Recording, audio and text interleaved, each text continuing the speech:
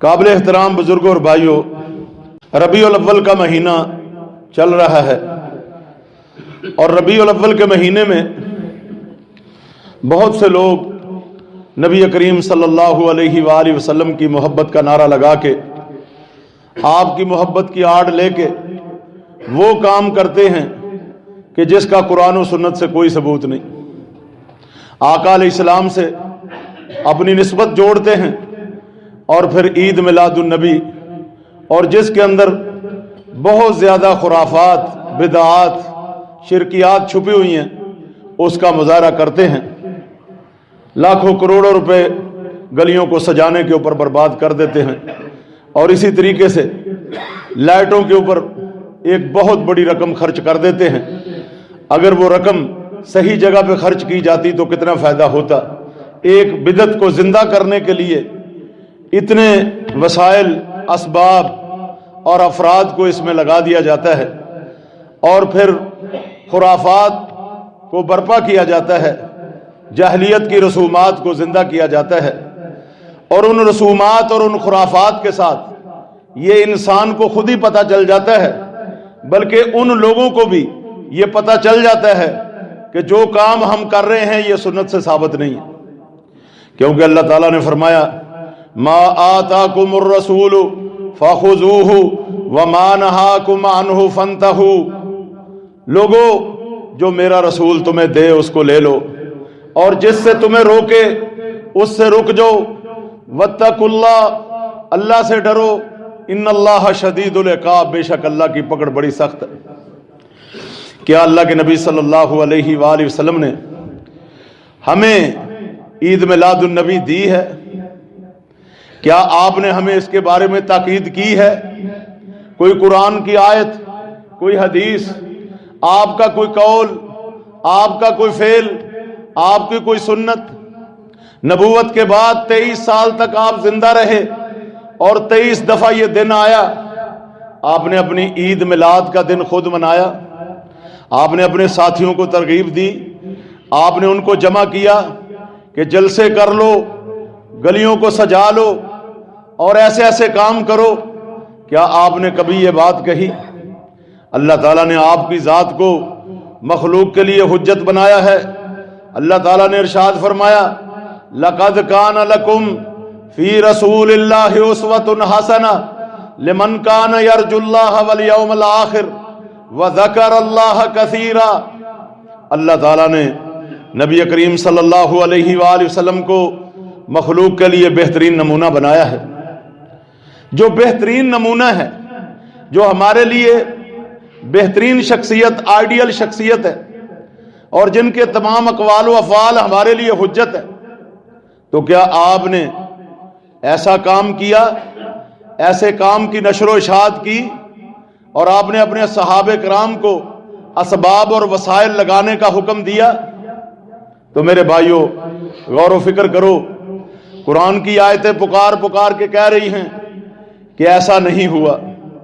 آپ کی زندگی میں کبھی عید میلاد النبی نہیں منائی گئی، نہ آپ نے منائی، نہ آپ کے صحابہ کرام نے منائی۔ چلیں آپ کے بعد خلفائے راشدین نے منائی ہو۔ خلفائے راشدین کے بارے میں آپ نے فرمایا مَن یعش منکم فسیری اختلافا کثیرا، مسند احمد اور دارمی کے اندر صحیح حدیث ہے، تم میں سے جو کوئی زندہ رہے گا وہ بہت زیادہ اختلافات دیکھے گا۔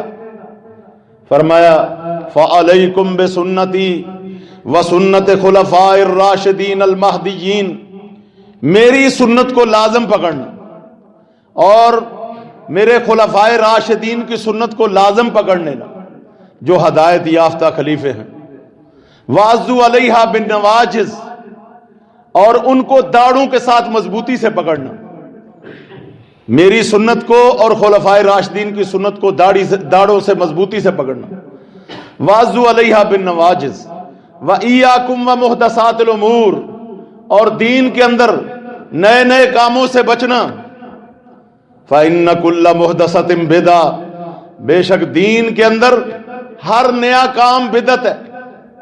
تو آپ کے خلفائے راشدین کو دیکھیں، 2 سال سیدنا ابو بکر صدیق رضی اللہ تعالیٰ عنہ کا دور، اور اسی طریقے سے 10 سال حضرت عمر فاروق رضی اللہ تعالیٰ عنہ کا دور، 12 سال حضرت عثمان غنی رضی اللہ تعالیٰ عنہ کا دور، اور اسی طریقے سے حضرت علی رضی اللہ تعالیٰ عنہ کا دور، یہ خلفائے راشدین کا دور تقریباً 40 سال تک پھیلا ہوا ہے۔ 40 دفعہ یہ دن آیا، کیا انہوں نے یہ دن منایا؟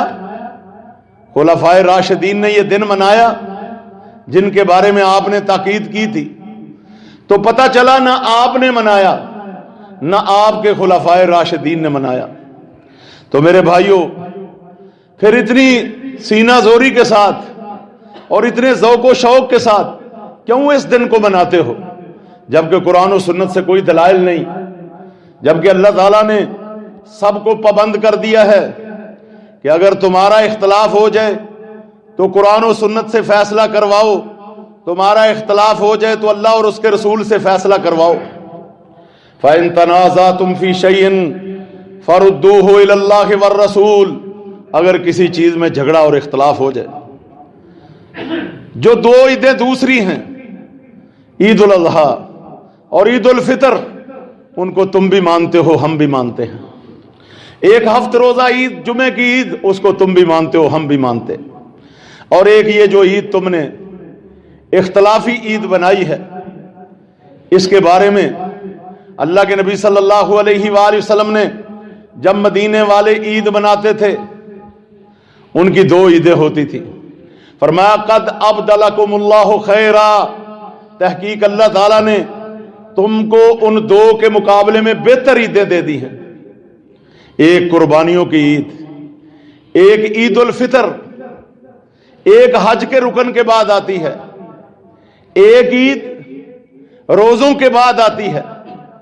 یہ ہماری عیدیں تو ہماری عبادت کے بعد آتی ہیں۔ روزہ بھی ایک رکن ہے، حج بھی ایک رکن ہے، اور یہ عید، یہ پیدائش کے اوپر، ولادت کے اوپر، اس عید کا اور ان عیدوں کا آپس میں میل ملاپ نہیں ہوتا، کیونکہ یہ بھی سال کے بعد آتی ہے۔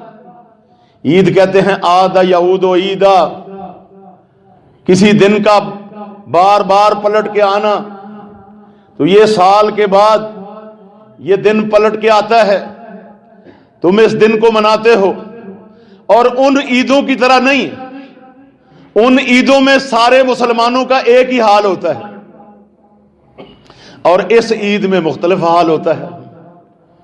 اس عید میں اور کئی چیزیں لازم ملزوم ہوتی ہیں، اس میں اللہ کا ذکر کرتے ہوئے جاؤ، اللہ کا ذکر کرتے ہوئے راستہ بدل کے آ جاؤ، اور اس میں خطبہ ہوتا ہے، اس میں عید کی نماز ہوتی ہے۔ اس میں بتاؤ یہ چیزیں ہیں، کسی بھی سنت کو ثابت کرنے کے لیے 4 چیزوں کو ثابت کیا جاتا ہے، کسی بھی عبادت کو ثابت کرنے کے لیے 4 چیزوں کو ثابت کیا جاتا ہے۔ آپ دیکھیں ہماری عیدیں ہیں، ان میں وہ 4 چیزیں موجود ہیں، عبادت کا وقت، عبادت کی جگہ، عبادت کی تعداد، عبادت کی کیفیت۔ یہ 4 چیزیں جمعے میں ڈھونڈ لو، اس کا وقت، اس کی جگہ، اس کی کیفیت، اس کی تعداد، اس کی ہر چیز آپ کو مل جائے گی۔ آپ عید الفطر میں یہ چیزیں ڈھونڈیں، آپ کو 4 ہی مل جائیں گی۔ آپ عید الاضحیٰ قربانیوں کی عید میں یہ 4 چیزیں ڈھونڈیں، آپ کو یہ 4 چیزیں مل جائیں گی۔ یہ تو سنت ہے۔ اور اب بدعت کی طرف آ جائیں، اب اس میں آپ 4 چیزیں ڈھونڈنے لگ جائیں۔ بھئی یہ عبادت کہاں پہ کی جائے گی؟ کیا یہ روڈوں اور سڑکوں پہ عبادت ہوگی؟ یہ گلیاں سجانے پہ عبادت ہوگی؟ کیا یہ ڈھول ڈمکے چلانے سے عبادت ہوگی؟ کیا یہ ساز اور باجے اور گاجے اور گلیوں کے اندر ناچنے کودنے، مردوں عورتوں کی اختلاطی محفلیں مقرر کرنے سے یہ عید میلاد ہوگی؟ میرے بھائیوں غور و فکر کرو، کیا اس عید کا کوئی وقت مقرر ہے؟ کیا اس کے اندر رکعتوں کی تعداد مقرر ہے؟ یا اس کے اندر عبادت کی کیفیت مقرر ہے؟ یا اس کے اندر عبادت کی جگہ مقرر ہے؟ اب تو کئی لوگوں نے اس کی مشابہت کرنے کے لیے قربانی کے جانور بھی ذبح کرنے شروع کر دیے ہیں۔ کئی لوگوں نے عید کی نماز بھی پڑھانی شروع کر دی، یعنی یہ کس لیے کہ یار اس میں بڑی ہماری بےزتی ہو رہی ہے کہ یہ عید کی نماز عید ہے لیکن اس کی نماز کہاں ہے، یہ عید ہے اس میں قربانی کہاں ہے؟ کیونکہ اہل بدعت ہر سال بدعت میں اضافہ کرتے، پچھلے سال جو چیزیں آپ نے نہیں دیکھی وہ اگلے سال نئی چیزیں آپ دیکھ لیں گے، لیکن جو سنت عمل ہے وہ ایک ہی ہے، جو سنت عید ہے وہ ایک ہی ہے، جو سنت طریقہ ہے وہ ایک ہی ہے۔ سنت جو ہے وہ بین الاقوامی ہوتی ہے، بدعت جو ہے وہ علاقائی ہوتی ہے۔ آپ دیکھیں بیت اللہ میں، مسجد نبوی میں، ان علاقوں میں وہاں پہ اس عید کا چرچا ہے، اس عید کا کوئی نام لینے والا ہے، وہاں پہ یہ عید منائی جاتی ہے، کیا وہاں پہ ان کے پاس پیسے نہیں ہیں، دولت نہیں ہے، یا وہ منا نہیں سکتے؟ اصل بات یہ ہے کہ یہ دین میں ثابت نہیں ہے۔ دین میں جو چیز ثابت نہیں ہے اگر اس کو ثابت کرو گے تو دین کے اوپر تان ہو جائے گا۔ کیونکہ میں نے آیت پڑھی تھی شروع میں، اللہ تعالیٰ نے اس آیت کے اندر ہمارے دین کے بارے میں خبر دی ہے، بتا دیا الیوم اکملت لکم دینکم واتممت علیکم نعمتی ورضیت لکم الاسلام دینا، آج کے دن میں نے تمہارا دین مکمل کر دیا۔ جب محمد صلی اللہ علیہ وآلہ وسلم کی زندگی میں آپ کی وفات سے 3 مہینے پہلے یہ حجۃ الوداع کے موقع پہ عرفات میں آیت اتری تھی، 3 مہینے پہلے، اس کے بعد آپ 3 مہینے زندہ رہے، دین مکمل ہو گیا، آپ نے تو ایک دفعہ بھی یہ عید نہیں منائی، تو پتہ چلا کہ دین مکمل ہے، لیکن آپ اس مکمل دین کو مکمل نہیں مانتے جس کو اللہ مکمل کہتے ہیں۔ آپ کہتے ہیں نہیں اس میں 2 عیدیں تھیں، اس میں تیسری عید کے اضافے کی ضرورت ہے۔ آپ اللہ کے دین کے اوپر تان کرتے ہیں، آپ دین کو ناقص مانتے ہیں۔ واتممت علیکم نعمتی، میں نے اپنی نعمت پوری کر دی، اللہ کی نعمت پوری ہے اور آپ اس کو ناقص مانتے ہیں۔ ورضیت لکم الاسلام دینا، دین اسلام کو میں نے تمہارے لیے پسند کر لیا۔ دین اسلام قرآن و سنت کا وحی کا نام ہے، جو اللہ کو پسند ہے تمہیں وہ پسند نہیں؟ دین کی تو ساری باتیں انہی باتوں کے اوپر گھومتی ہیں، رضیت باللہ ربا وبالاسلام دینا وبمحمد نبیا، سارے کا سارا دین اسی بات کے اوپر ہے کہ میں اللہ کی ربوبیت پہ راضی ہوں، میں محمد رسول اللہ صلی اللہ علیہ وسلم کی رسالت کے اوپر راضی ہوں، میں دین اسلام کے اوپر، اللہ کی وحی کے اوپر، اللہ کی شریعت کے اوپر راضی ہوں۔ بتاؤ دین مکمل ہے، گلاس مکمل پانی سے بھرا ہو، اس میں اور پانی ڈالو گے کہاں جائے گا؟ نیچے گر جائے گا۔ دین مکمل ہے تو اس میں گنجائش نہیں ہے کہ آپ اس میں اور ملائیں، اور یہ نعمت پوری ہے، آپ نعمت کی نہ قدری نہ شکری کر رہے ہیں۔ دین خانہ ساز چیز نہیں کہ گھر میں بیٹھ کے گھڑ لی جائے، بنا لی جائے۔ تم لوگوں نے شریک بنا لیے ہیں۔ ام لہم شرکاء شرعوا لہم من الدین ما لم یأذن بہ اللہ، انہوں نے اللہ کے ساتھ شریک بنائے ہیں جو دین گھڑتے ہیں۔ یہ مولویوں کو، درویشوں کو، صوفیوں کو، اپنے وڈیروں کو تم نے اللہ کے ساتھ شریک بنایا ہے، وہ دین گھڑتے ہیں۔ دین گھڑنا یہ اللہ تعالیٰ کا کام ہے، دین بنانا، دین مقرر کرنا اور دین کو پہنچانا یہ اللہ کے رسول کا کام ہے۔ دین مکمل ہے، اللہ تعالیٰ نے ہمارے لیے وحی کو پسند کیا۔ بتاؤ تم اقوال کو پسند کرتے ہو، تم رائے کو پسند کرتے ہو، تم مولویوں کی باتوں کو پسند کرتے ہو، تم لوگوں کی خواہشات کو پسند کرتے ہو۔ اللہ تعالیٰ نے فرمایا فَإِن لَّمْ يَسْتَجِيبُوا لَكَ، اے محمد صلی اللہ علیہ وآلہ وسلم اگر یہ آپ کے پیچھے نہیں چلتے، فَعْلَمْ أَنَّمَا يَتَّبِعُونَ أَهْوَاءَهُمْ، جان لو کہ یہ اللہ کی ہدایت کو نہیں مانتے، یہ اپنی خواہشات کے پیچھے چلتے۔ وَمَنْ أَضَلُّ مِمَّنِ اتَّبَعَ هَوَاهُ بِغَيْرِ هُدًى مِّنَ اللَّهِ، اس شخص سے بڑا ظالم کون ہوگا جو اللہ کی ہدایت کو چھوڑ کے اپنی من مانی، اپنی مرضی، اپنا ذوق شوق، اپنی فکر، اپنے سوچ، اپنے وڈیروں کی سوچ کو لے کے چلے۔ اللہ فرماتے ہیں اس سے بڑا گمراہ کون ہے جو خواہشات کی پیروی کرے۔ ان اللہ لا یہدی القوم الظالمین، بے شک اللہ تعالیٰ ایسی ظالم قوم کو ہدایت نہیں دیتا۔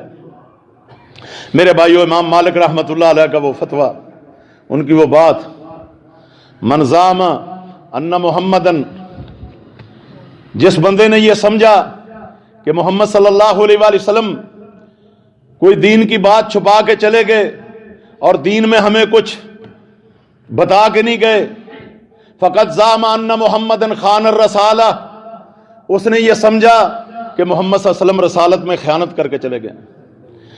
اللہ کے نبی صلی اللہ علیہ وسلم نے خیانت نہیں کی۔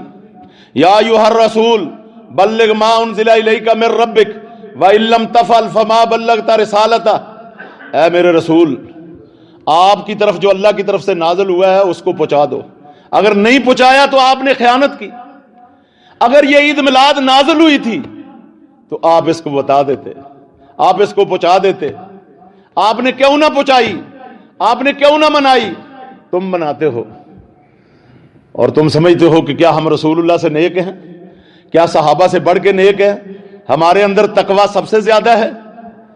نہیں، بات یہ ہے کہ تم شریعت سے بغاوت کر رہے ہو، تم اللہ کے دین سے اعراض کر رہے ہو۔ 3 صحابہ آئے، صحیح بخاری کے اندر حدیث ہے، ایک نے کہا میں ساری رات عبادت کروں گا، ایک نے کہا میں ساری زندگی شادی نہیں کروں گا، ایک نے کہا میں ساری زندگی روزے رکھوں گا۔ آپ کی عبادت کے بارے میں پوچھا، ان کو عبادت تھوڑی لگی، کأنہم تقالوہا، انہوں نے کہا آپ کے تو اگلے پچھلے گناہ معاف ہیں، ہم آپ سے بڑھ کے عبادت کریں گے۔ ام المومنین نے ان کی یہ باتیں سن لی، مسجد میں بیٹھے ہوئے باتیں کر رہے تھے۔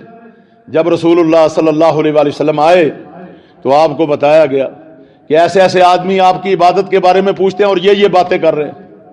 آپ غصے میں آ گئے اور آپ ان کے پاس آئے، انتم قلتم کذا و کذا، وہ تم لوگوں جو ہے یہ باتیں کرتے ہو۔ آپ نے فرمایا انی اتقاکم للہ، میں تم میں ساری مخلوق میں سب سے زیادہ متقی ہوں، واخشاکم للہ، اور سب سے زیادہ اللہ سے ڈرتا ہوں، وعالمکم باللہ، سب سے زیادہ اللہ کے بارے میں علم رکھتا ہوں، انا اصوم و افطر، انا اتزوج النساء، میں روزہ رکھتا بھی ہوں چھوڑتا بھی ہوں، میں عورتوں سے شادیاں بھی کرتا ہوں، وانا انام و ارقد، میں رات کو سوتا اور جاگتا بھی ہوں، عبادت بھی کرتا ہوں، فمن رغب عن سنتی فلیس منی، اے میرے صحابہ سن لو، جو میری سنت میرے طریقے سے ہٹ کے چلے گا اس کا میرے ساتھ کوئی تعلق نہیں ہوگا۔ اور میرے بھائیوں، یہ صرف دنیا میں بات ہے، قیامت کے دن حوض کوثر کے اوپر جب یہ لوگ جائیں گے، صحیح بخاری کے اندر حدیث ہے، اللہ کے نبی صلی اللہ علیہ وآلہ وسلم ان کو پانی پلانا چاہیں گے، اچانک دیوار حائل ہو جائے گی۔ آپ کہیں گے ایسا کیوں ہوا؟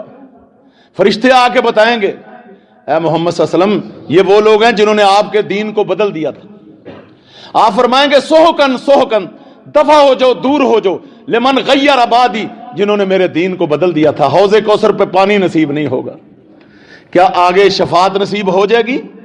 کیا جنت میں داخلہ نصیب ہو جائے گا؟ حوض کوثر پہ آپ کہیں گے دفع ہو جاؤ، دور ہو جاؤ، بھاگ جاؤ یہاں سے، تم نے میرے دین کو بدلا تھا۔ اے میرے بھائیوں، اللہ کے رب ہونے پہ راضی ہو جاؤ، محمد صلی اللہ علیہ وسلم کے طریقے ان کی سنتوں پہ راضی ہو جاؤ، اور دین اسلام قرآن و سنت کے اوپر راضی ہو جاؤ۔ ان بدعات خرافات کا چرچا نہ کرو، اور بازاروں اور گلیوں کے اندر شرک بدعات خرافات کو نہ پھیلاؤ، رب کو ناراض نہ کرو، اور تم لوگ بھی پریشان ہو کہ کیا کیا کام ہو رہے ہیں، کیا کیا چیزیں ہو رہی ہیں، خلاف شریعت، ڈھول ڈمکے، مردوں عورتوں کے ناچ، یہ سب خلاف شریعت کام ہوتے ہیں، تم بھی پریشان ہو۔ ان بدعات کو چھوڑ دو، توبہ کر لو، اللہ تعالیٰ مجھے اور آپ کو اپنے راستے کی طرف آنے کی توفیق عطا فرمائے، اللہ ہم سب سے راضی ہو جائے۔ اقول قولی ھذا واستغفر اللہ لی ولکم ولسائر المسلمین، والسلام علیکم ورحمۃ اللہ۔ ان الحمد للہ نحمده ونستعینه ونستغفره ونعوذ باللہ من شرور انفسنا ومن سیئات اعمالنا، من يهده الله فلا مضل له ومن يضلل فلا هادي له، واشهد ان لا اله الا الله وحده لا شريك له، واشهد ان محمدا عبده ورسوله، اما بعد فان خير الحديث كتاب الله وخير الهدي هدي محمد صلى الله عليه وسلم، وشر الامور محدثاتها وكل محدثة بدعة وكل بدعة ضلالة وكل ضلالة في النار۔ میرے بھائی کے بیٹے قاری افتخار صاحب جو کہ اس مسجد کے نمازی اور انکل شفیق کے بھتیجے ہیں، سخت بیمار ہیں، ان کے لیے صحت کے لیے دعا کریں، اللہ ان کو صحت کاملہ عاجلہ نصیب فرمائے۔ تمام بیماروں کو اللہ تعالیٰ صحت کاملہ عاجلہ نصیب فرمائے۔